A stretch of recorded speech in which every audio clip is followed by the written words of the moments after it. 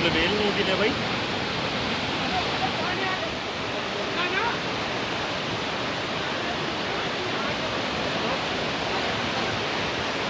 सुबह आज लगभग 10 बजे के आसपास जो सूचना मिली थी आईटीबीपी को कि वहाँ पर अचानक से ऋषिगंगा के ऊपर ये पानी का जो बहाव था वो बढ़ गया और बहुत ज़ोरों की आवाज़ आई। तो आसपास एनएच के प्रोजेक्ट पे कुछ लेबरर्स वहाँ पे काम कर रहे थे। ऐसा हम लोगों का अनुमान है कि शायद उनमें से कुछ लोग इसके चपेट में आए होंगे। स्थानीय प्रशासन के साथ मिलकर हम लोग ये कार्रवाई कर रहे हैं और असेसमेंट को भी ग्राउंड पे पहुँच के हम लोगों का कार्रवाई जारी है। देखिए लगभग 200 से ज़्यादा जवान हैं। दो टीमों को अलग अलग जगह पर हम लोगों ने तैनात किया है वहाँ पे। एक टीम हमारी बिल्कुल फ्लैट जो ग्राउंड है जहाँ पर कि कहोगे आप पूरा रिजर्वायर बना हुआ था उस पर पहुँच गए हैं। वहाँ पर पहुँच के वो लोग स्थानीय जो वहाँ पर जो बांध के भी जो रिजर्वायर के भी जो स्टाफ था और साथ ही साथ जो बाकी लोग थे उनके साथ मिलकर अभी असेसमेंट कर रहे हैं। और नीचे जहाँ पर एग्जैक्टली वो बांध टूटा था बिकॉज अब वो उसका कोई निशान भी नहीं बचा है, वो पूरा का पूरा पानी वहाँ से एक साथ निकला था आगे की तरफ।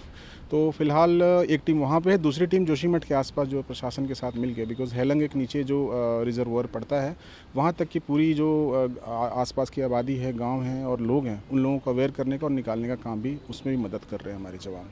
देखिए सूचना एक अच्छी चीज़ ये होगी कि लोगों को समय रहते सूचना मिल गई। बहुत ज़ोरों की आवाज़ आई थी तो ज़्यादातर लोग अवेयर हो गए थे। और नीचे की तरफ मैं बताना चाहूँगा शायद जान और माल का नुकसान कम हो।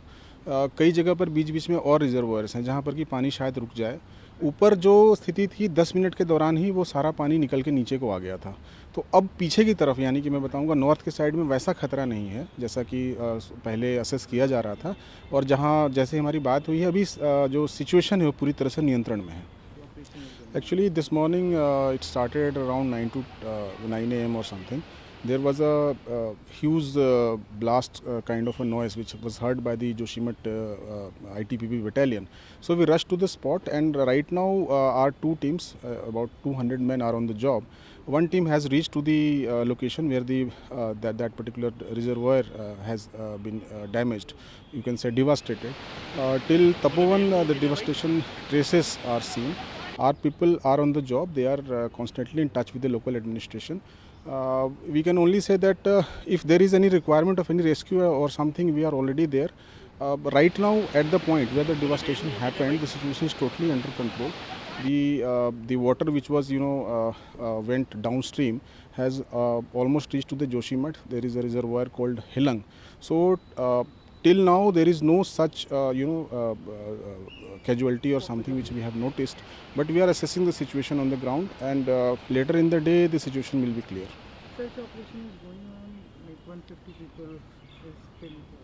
Yes, we are on the job. We have the mountaineering equipments, we have various other equipments. We do have a RRC over there, so our men on the job, we do have specialized equipments also.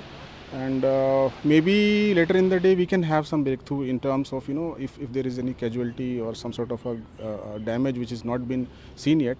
So we will be having that entire data by this evening.